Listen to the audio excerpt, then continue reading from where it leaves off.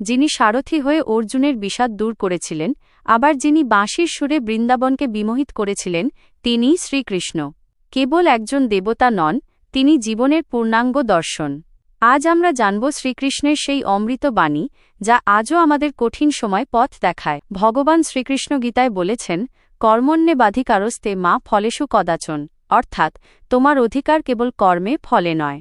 আমরা অনেক সময় ফলাফলের চিন্তায় কাজ শুরু করতেই ভয় পাই, কিন্তু কৃষ্ণ শিখিয়েছেন, ফলের আশা ত্যাগ করে যখন আমরা কেবল কর্তব্যে মন দেব, তখনই প্রকৃত শান্তি ও সফলতা আসবে। কৃষ্ণ প্রেমের ঠাকুর।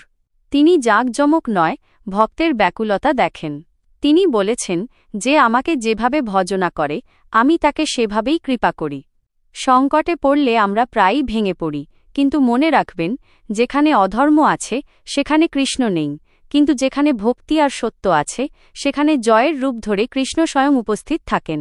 জীবন নামক এই যুদ্ধক্ষেত্রে শ্রীকৃষ্ণ আমাদের শিখিয়েছেন, পরিস্থিতি যাই হোক না কেন, মুখে হাসি রেখে ধৈর্য হারানো উচিত নয়।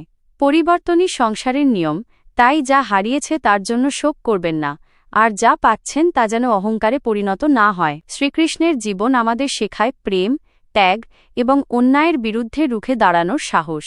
আপনার জীবনের প্রতিটি পদক্ষেপে তার এই শিক্ষাগুলোকে পাথেয় করুন, দেখবেন পথ চলা সহজ হয়ে গেছে। হরে কৃষ্ণ। ভিডিওটি ভালো লাগলে শেয়ার করুন এবং আপনার মতামত কমেন্টে জানান।